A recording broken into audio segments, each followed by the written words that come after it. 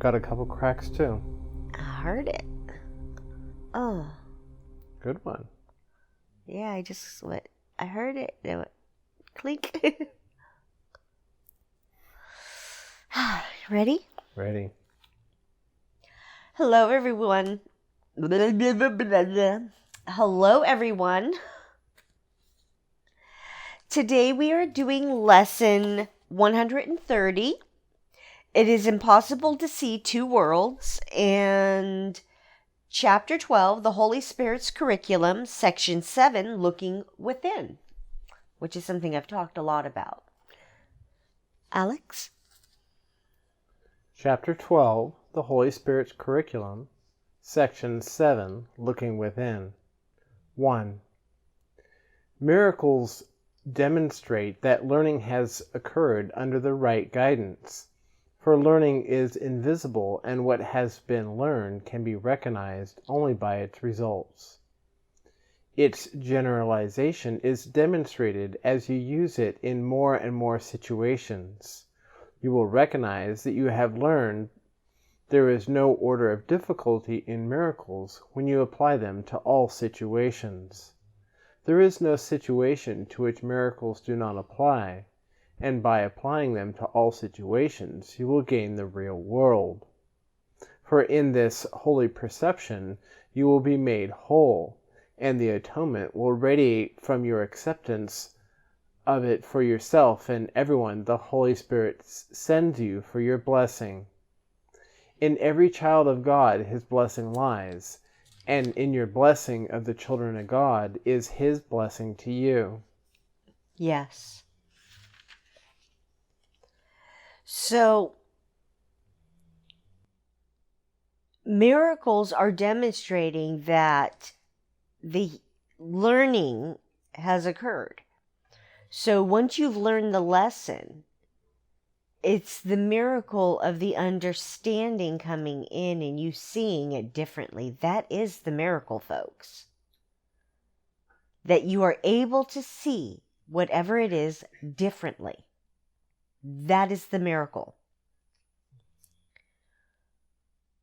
Wow, that was the craziest sensation.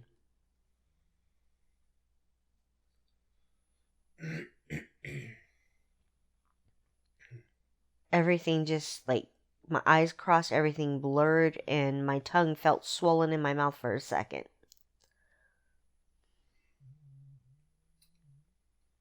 Interesting. Getting a sense of like mandalas with the outer ring going this way, an inner ring going this way, another one going this way, all the way in toward the center. Very strange sensation that was. Please give me a moment. So,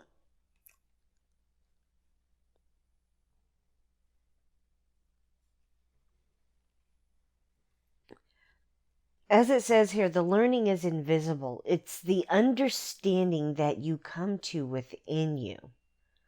It's not necessarily something that's manifesting in front of you. And that is the part that seems to be tripping people up. They think it's supposed to manifest in front of them, and it doesn't always do that. It doesn't have to be a physical thing, the miracle. That's why there's no limits or order of difficulties to them.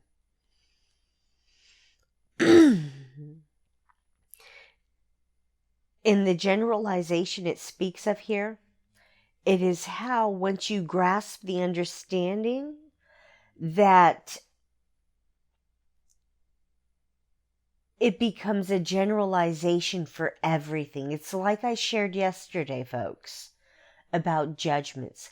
How it came down to an understanding of how everything hinges on these judgments I was taught to think and believe are true. It all comes back to that. That's the hinging point, is that first judgment I accepted as the truth. the first judgment I chose to make on my own.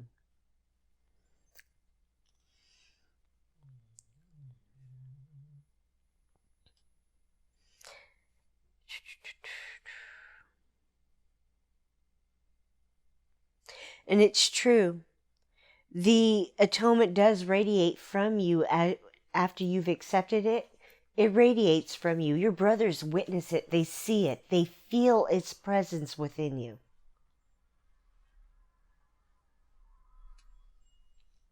It's a tangible feeling. And as you cross your brother's path, bless them. Because as you bless them, you are blessing yourself. Please continue. 2. Everyone in the world must play his part in its redemption in order to recognize that the world has been redeemed. You cannot see the invisible, yet if you see its effects, you know it must be there. By perceiving what it does, you recognize its being, and by what it does, you learn what it is. You cannot see your strengths, but you gain confidence in their existence as they enable you to act, and the results of your actions you can see. It's true. You know, I've shared about the jigsaw puzzles that I'm shown, the visuals, the visualizations of jigsaw puzzles that Holy Spirit and Father give to me. The mental pictures of them, of how each being is a piece of a jigsaw puzzle. And as each being takes its place within the puzzle, when you zoom out from that puzzle, it is the face of God that we are seeing. Each being is needed because they are a critical piece to the puzzle.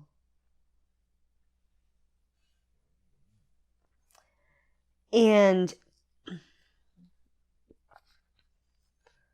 as it says there, everyone has to play their part in the redemption here. It's like we can't see the invisible. We really can't see the air around us, yet we breathe it in.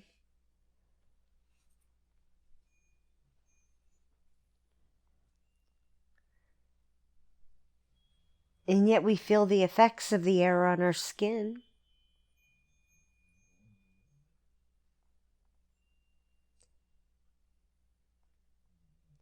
We may not hear or even see the judgments of those around us, but the energy of it is felt.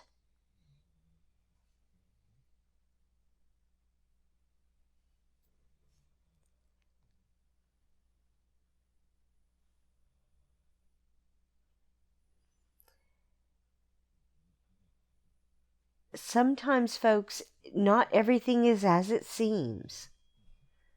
And what you think you perceive isn't always true.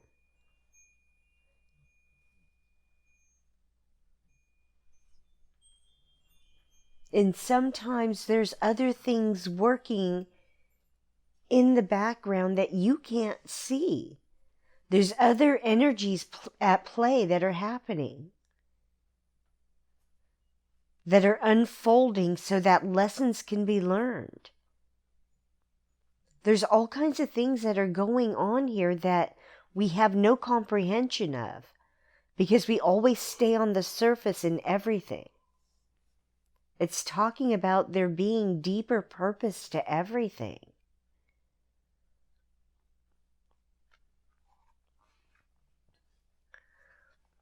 It's like we judge everything, so we don't know where we're strong and where we're weak. We judge them to be opposites.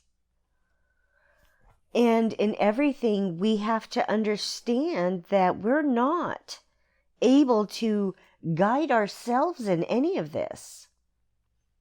We are poor learners. This is why we must seek Holy Spirit's counsel in everything. Ask and we shall receive. Please continue. 3. The Holy Spirit is invisible, but you can see the results of His presence, and through them you will learn that He is there. What He enables you to do is clearly not of this world, for miracles violate every law of reality as this world judges it. Every law of time and space, of magnitude and mass is transcended, for what the Holy Spirit enables you to do is clearly beyond all of them. Perceiving His results, you will understand where He must be, and finally know what He is. You cannot see the Holy Spirit, but you can see His manifestations. And unless you do, you will not recognize He is there. Miracles are His... It's realize He is there. Didn't I say that? No, recognize is what you said. Oh, okay. And unless you do, you will not realize He is there. Miracles are His witness, and speak for His presence. What you cannot see becomes real to you only through the witnesses that speak for it. For you can be aware of what you cannot see, and it can become compellingly real to you as its presence becomes manifest through you. Do the Holy Spirit's work, for you share in His function. As your function in heaven is creation, so your function on earth is healing. God shares His function with you in heaven, and the Holy Spirit shares His with you on earth. As long as you believe you have other functions, so long will you need correction, for this belief is the destruction of peace, a goal in direct opposition to the Holy Spirit's purpose. Absolutely. So, are you guys getting an idea of exactly who and what Holy Spirit is yet? Of what His purpose here is? You know, Alex keeps telling me I sound like a broken record about it. You know, you can't see Him, but you can sure feel the results of Him being there with you. You can feel His presence. Every time I'm dropped to my knees with pain and suffering or a misperception, He's there with me and I feel His presence. And as I ask for the correction, I feel Him within me showing me the truth. He's invisible, but yet I know He's there with me. He's part of me.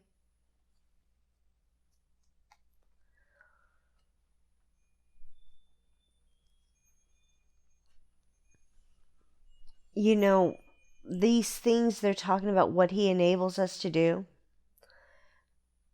I've talked about being healed of all the diseases and everything else. My doctors couldn't figure out how the hell I did what I did. That's what He's talking about, folks. My doctors did not understand how it was that I was able to heal every single disease they had diagnosed me with. Done their lab tests and everything else and told me I had. They couldn't figure it out how it was that I healed everything. With no medications, no surgeries. One of them finally asked me, what exactly did you do? And I sat there and explained it to him. He took it in and just said, wow, that's what you call a faith healing. To take that step to start listening only to the voice within me. It's that kind of stuff it's talking about where a miracle happens and no one can explain how it happened. They know it did. They see the results of it, but they don't know how it happened. That is what is happening with my doctors and me. They couldn't understand it until I broke it down for them. And then they came to understand that there was more to it. That it was faith and trust in taking that step out there on that limb, that what I was hearing was the truth from within me. And each time, I keep telling you guys that I've had to reach the bottom of my barrel before I would finally turn to God. And I don't know why that is, that humanity needs to hit the bottom of their barrel before they finally turn to God and plead for understanding as to what it is they're doing.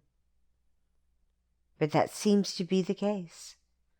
We have to want change strong enough within us to be willing to do so.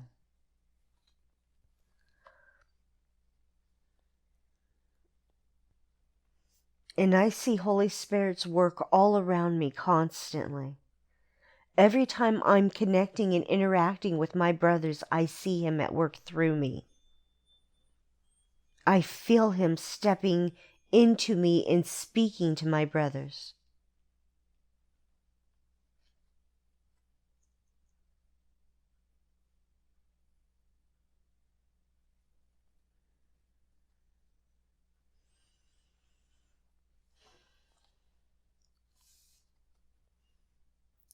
Our beliefs are what keep us separate from each other, folks. Our beliefs and the judgments and opinions that have been handed to us. And it's up to us to let those things go and come together. Please continue. 5. You see what you expect, and you expect what you invite. Your perception is the result of your invitation, coming to you as you sent for it. Whose manifestations would you see? Of whose presence would you be convinced? For you will believe in what you manifest, and as you look out, so you will see in. 2 ways of looking at the world are in your mind, and your perception will reflect the guidance you have chosen. I am the manifestation of the Holy Spirit, and when you see me, it will be because you have invited Him. For He will send you His witnesses, if you will but look upon them. Remember always that you see what you seek, for what you seek you will find. The ego finds what it seeks, and only that. It does not find love, for that is not what it is seeking. Yet seeking and finding are the same, and if you seek for 2 goals, you will find them, but you will recognize neither. You will think they are the same because you want both of them. The mind always strives for integration, and if it is split and wants to keep the split, it will still believe it has one goal by making it seem to be one. Absolutely. I didn't really understand that. Did you? Yes, I am getting an understanding of it. My head feels kind of foggy, woolly right now for some reason. And my ears are ringing real loud, and it keeps feeling like somebody's wanting to step in. Well, let them. Maybe they can explain that. So,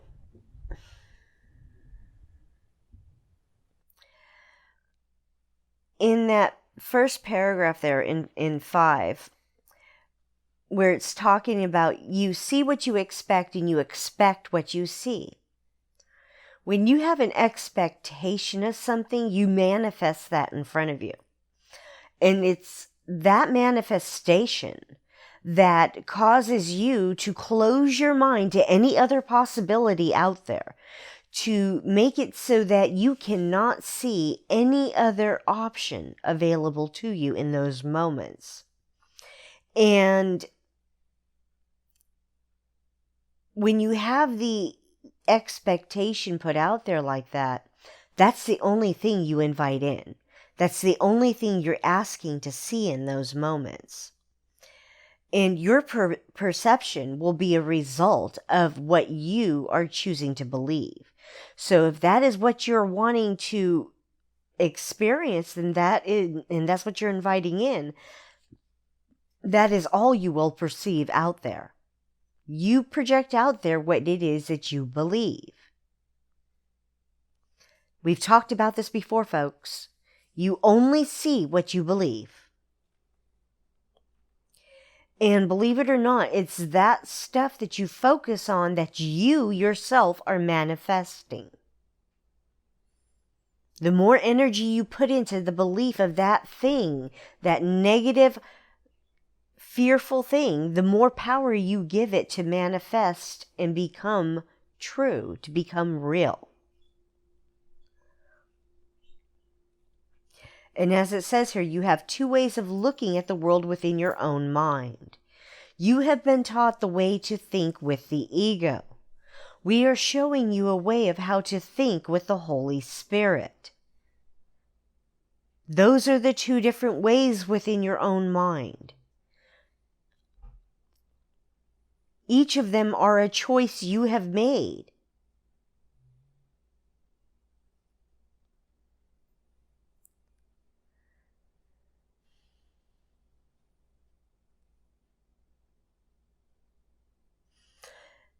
And in paragraph 6, where it's talking about he will send you his witnesses, he will put before you people that will speak of the truth and speak as it has been shown to them, or open themselves as I do to allow him to speak through me.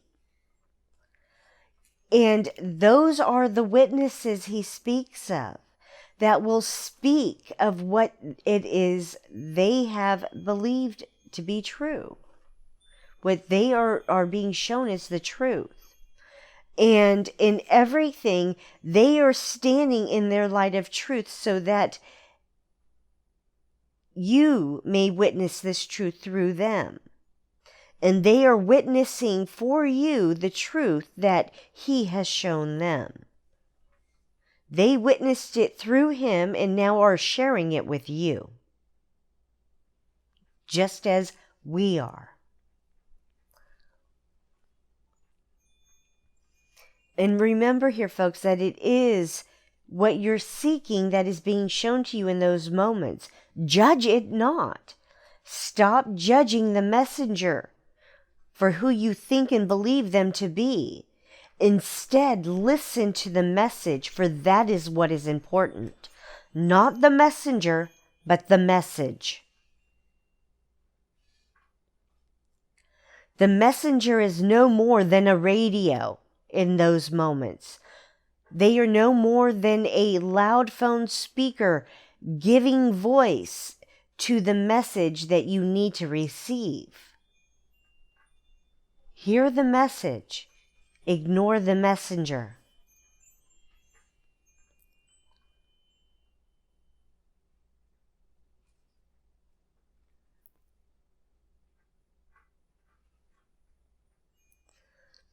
And as it was saying there, the ego will have you seeking everywhere in the world, and everything it has you seek for, you won't find.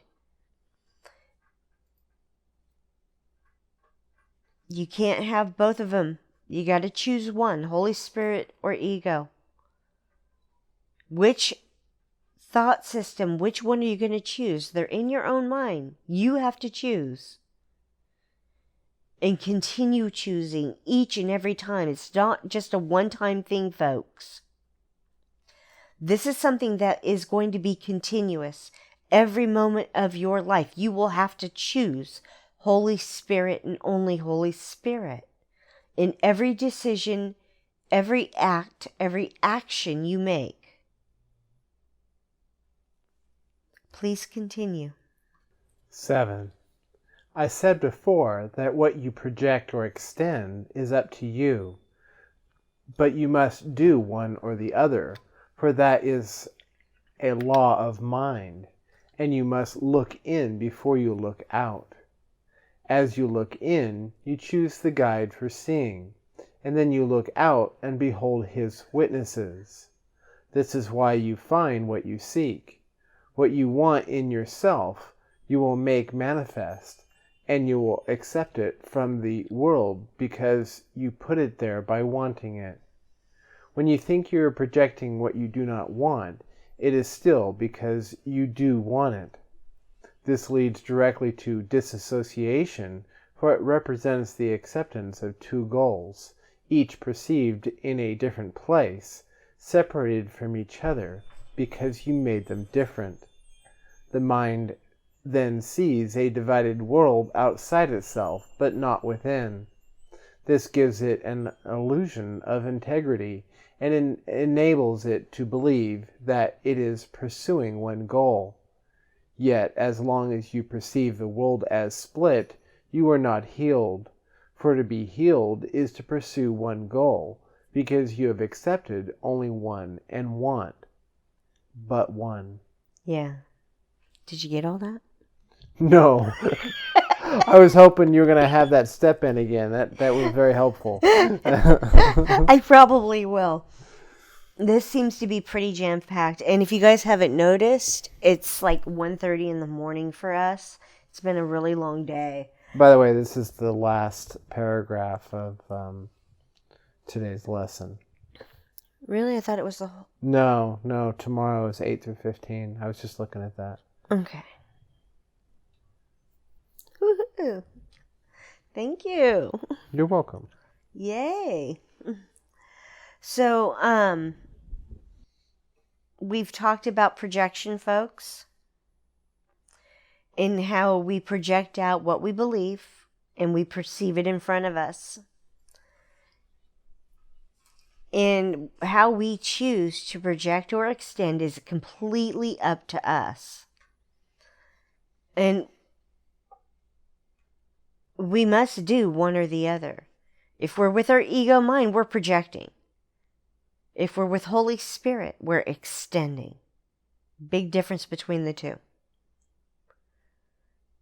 With Holy Spirit, we share our truth. We stand in our light of truth, and we share our experiences and the lessons we've learned through them. Authentically and honestly. Nothing hidden. With our ego, we project out there. We assume, we judge, we give advice. Those are the differences between the two. This is why you have to choose who you're going to do these things with. And that's what it's telling you there. That, it is up to you, but you must do one or the other, for that is the law of the mind. And you must look in before you look out. So it's what you're choosing to do in those moments. You are looking within you to either ego or Holy Spirit, and then you project it out there or you extend. And as you look within, you do this choosing and this seeing. You're seeing either the ego gestures that you were taught, or you are extending with Holy Spirit and seeing what He is showing you as the truth. And it's which one are you choosing?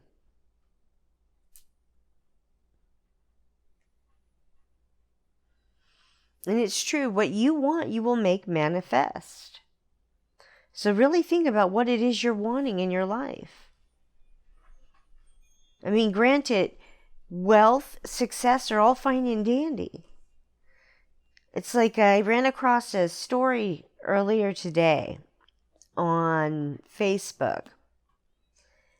And it was about there being, 3 old wise-looking men were sitting in this woman's front yard.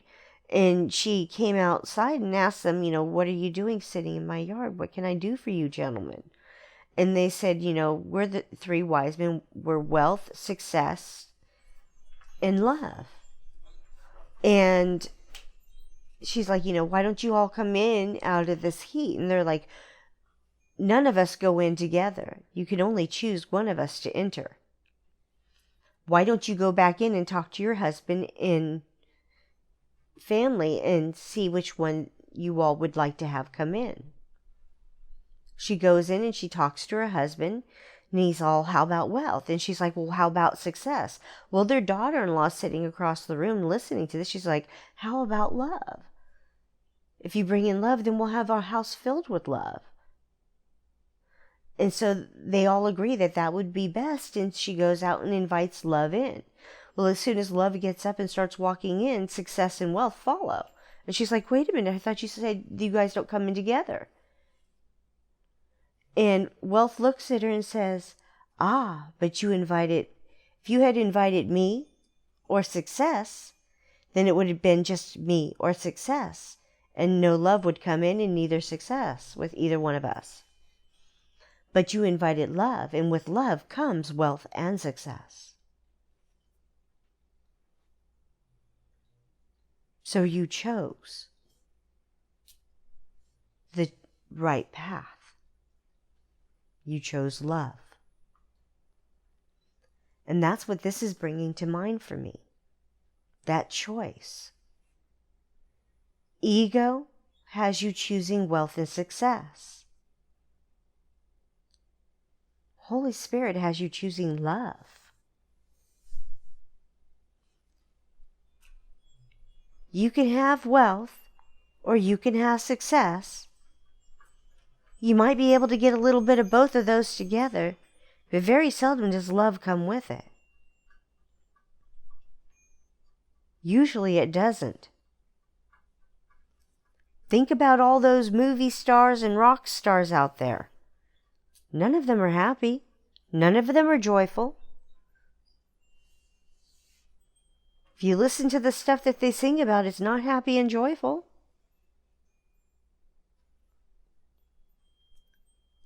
Yet if you choose to bring love in instead, wealth and success come with it. Because they come with Holy Spirit. All is given.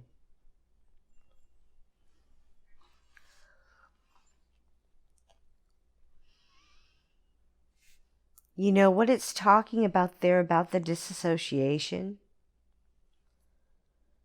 When one doesn't choose to fully go with Holy Spirit,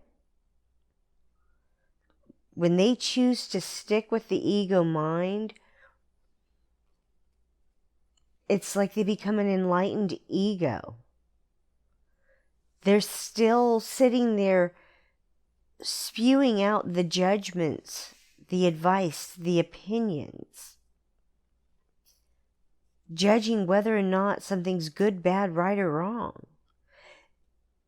They're not understanding yet that it's those judgments that have kept them in their ego mind.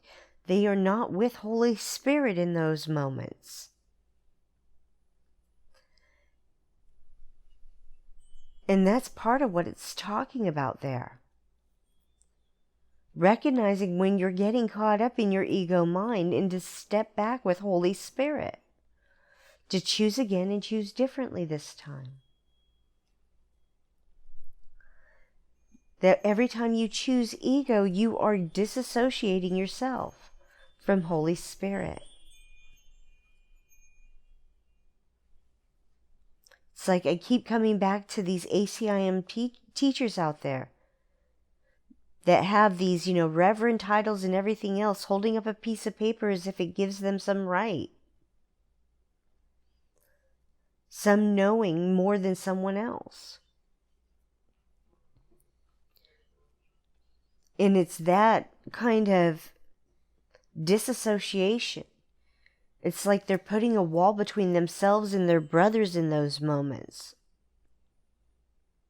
Keeping them divided from the outside world.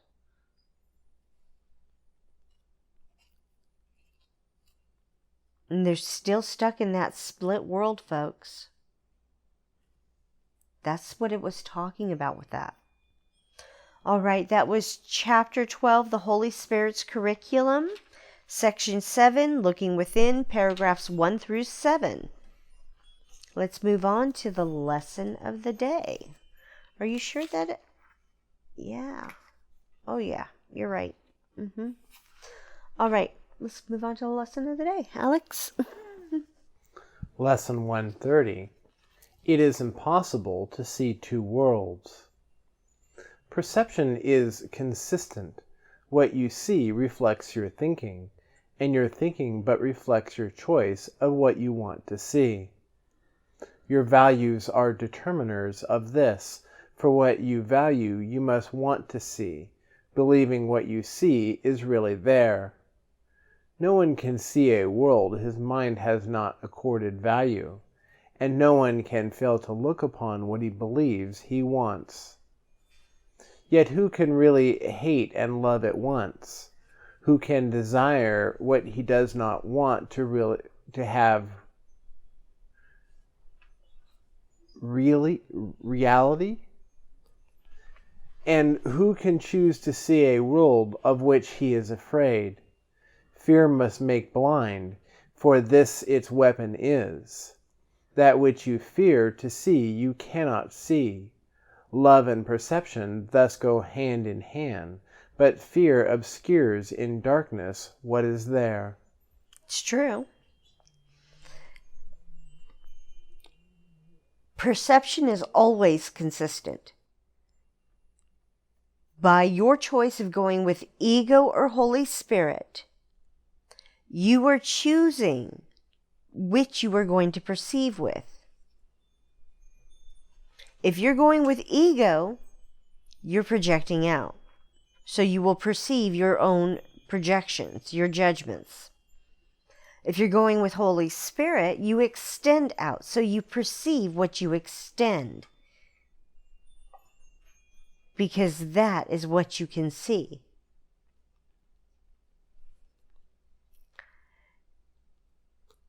And what you value here is what's going to determine which you choose, ego or Holy Spirit.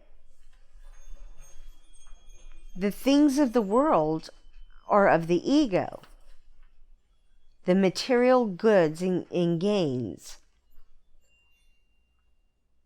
Money, sex, drugs, alcohol, all that stuff is egoic. Holy Spirit is about connecting with your brothers and sharing the love and compassion and understanding. Connecting through heart and mind.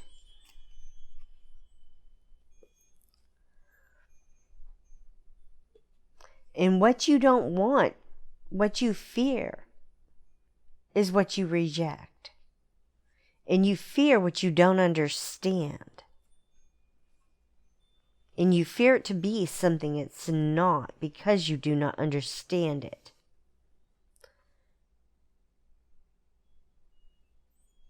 And that's what it's talking about there in paragraph 2, where it says, fear must make blind, for this is its weapon.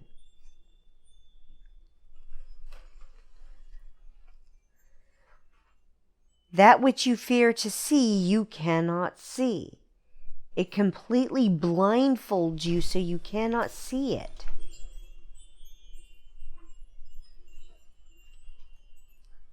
And then you go and in those moments you turn your back on it, rejecting it.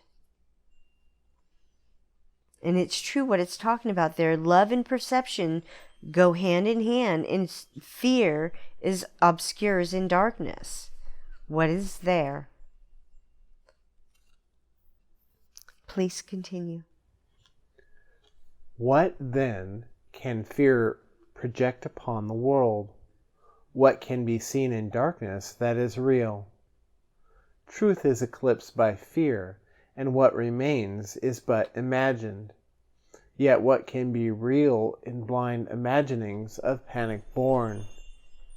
What would you want that this is shown to you? What would you wish to keep in such a dream?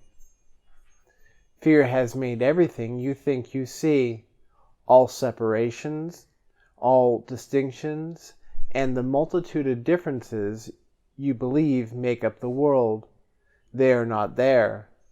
Love's enemy has made them up.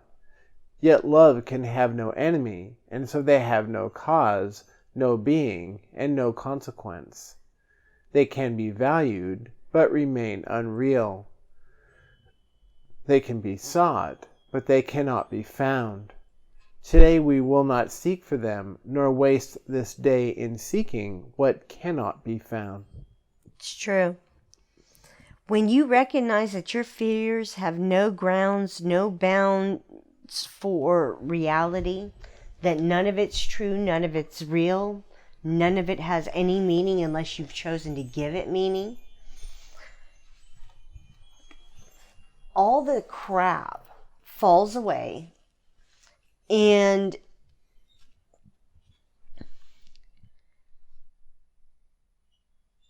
all those differences you were seeing and everything begin to disappear. When you look out on your brothers and you see a line of 20 men, that's all you see is 20 men. You don't see their ages. You don't see their skin tones. You don't see how they're dressed. There's no other distinction than that there are 20 men standing there.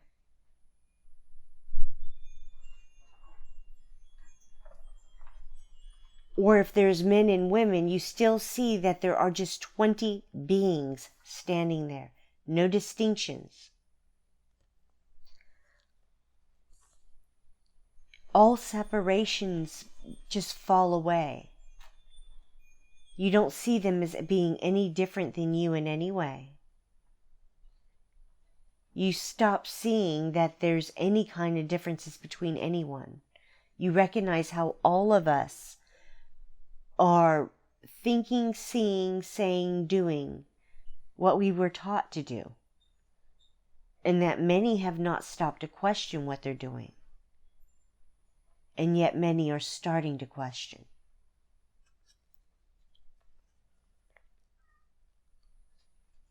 Once you can let go of the belief in those fears, folks, there's no consequence. You realize they're not real, they're not true. So they have no meaning, no value. Please continue. It is impossible to see two worlds which have no overlap of any kind. Seek for the one, the other disappears, but one remains. They are the range of choice beyond which your decision cannot go. The real and the unreal are all there are to choose between, and nothing more than these. Today we will attempt no compromise where none is possible. The world you see is proof you have already made a choice as all-embracing as its opposite. What we would learn today is more than just the lesson that you cannot see two worlds. It also teaches that the one you see is quite consistent from the point of view from which you see it. It is all a piece because it stems from one emotion and reflects its source in everything you see. Absolutely. So what it's talking about there, folks, is the way you've been taught to perceive your world, how you've been taught to think and believe of it, how it is supposed to be, what it's all supposed to be about. We've talked about how you have been taught to conform to others' dictates. Well, in that same way, you have been taught to perceive the world around you through the eyes of those who are teaching you. Think about that for a moment. As a child, you would ask, what is this? Why does this happen? Where did this come from? Why is that like that? And every time you asked, it was explained to you the same ways it has been explained to your parents or your grandparents or anyone before you. And because of this, way of taking things in. They are trying to get you to understand that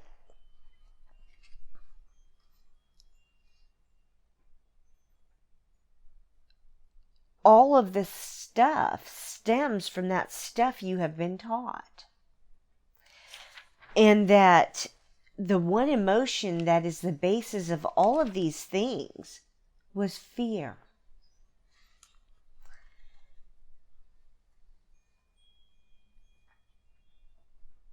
Growing up, everything was about control and manipulation. I would be manipulated and controlled by those around me. If I didn't do what I was told, when I was told, as I was told, punishments came from them. And I learned to conform very quickly to the dictates of those around me so I wouldn't be punished and hurt. You know, children conform very quickly to stop the pain and suffering. They learn to close down and shut out things that they're able to do. And when they are being told they have to conform to something that goes against everything within their being, they begin to shut down. They begin to act out in different ways. And many times they're being misdiagnosed with this stuff and given pills and told there's something wrong with them. What's wrong with them is that they keep trying to conform to another's dictates and it's killing them inside. And they're getting angry and frustrated with themselves because they can't seem to be themselves. They are not being allowed to be who they want to be. Think about that. Because in that same way as adults, that's what all of us are doing too now. Which is why we're here doing this. That pain and suffering has gotten so great that we are like done. We're like, we've had enough. Well, children nowadays are getting to that point much, much faster. It's why they keep trying to medicate them into oblivion. Please continue. 6 times today, in thanks and gratitude, we gladly give 5 minutes to the thought that ends all compromise and doubt, and go beyond them all as one. We will not make 1,000 meaningless distinctions, nor attempt to bring with us a little part of unreality, as we devote our minds to finding only what is real.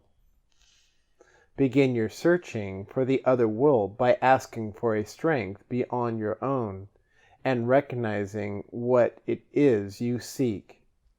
You do not want illusions, and you come to these 5 minutes emptying your hands of all the petty treasures of this world. You wait for God to help you as you say, "It is impossible to see 2 worlds. Let me accept the strength God offers me and see no value in this world, that I may find my freedom and deliverance." Yes.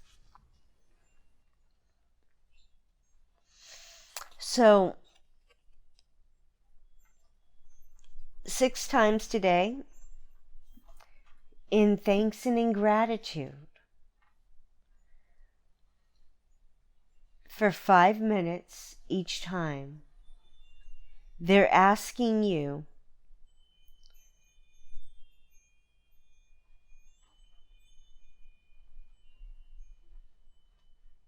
to give your mind, your thoughts, your attention to this thought here, that it is impossible to see 2 worlds. Let me accept the strength God offers me and see no value in this world, that I may find my freedom and deliverance. 5 minutes, 6 times a day. It's not a lot to ask.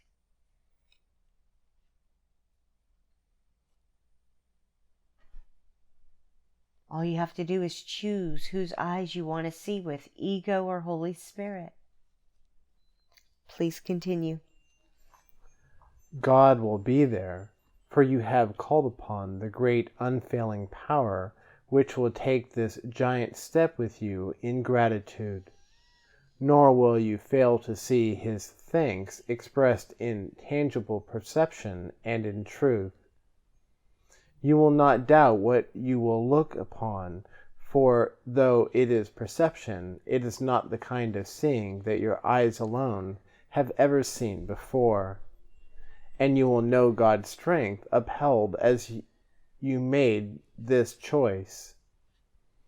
Dismiss temptation easily today whenever it arises, merely by remembering the limits of your choice.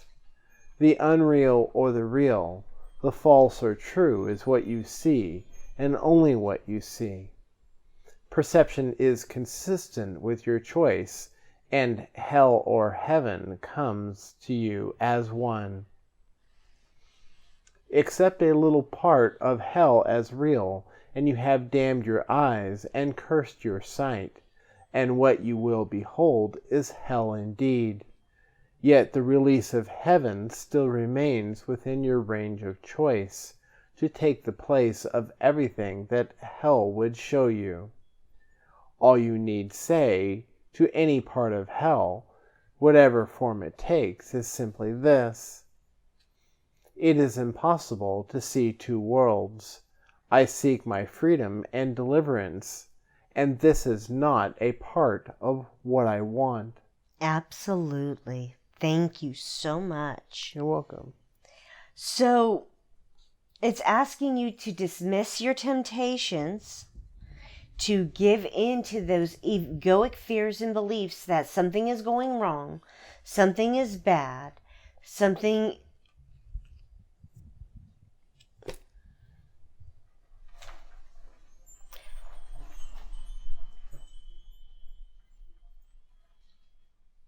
disastrous has just befallen you and your entire world is crumbling. It's the same thing. All of them are the same thing. Doesn't matter the label you slap on it, folks. It's all the same thing. They want you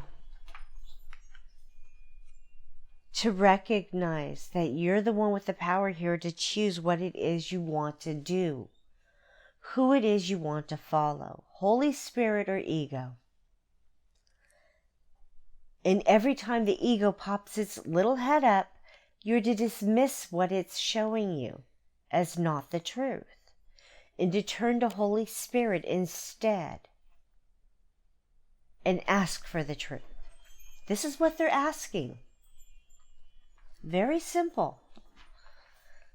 And to recognize every time that that ego voice pops up with whatever it has, to sit there and say, it is impossible to see two worlds.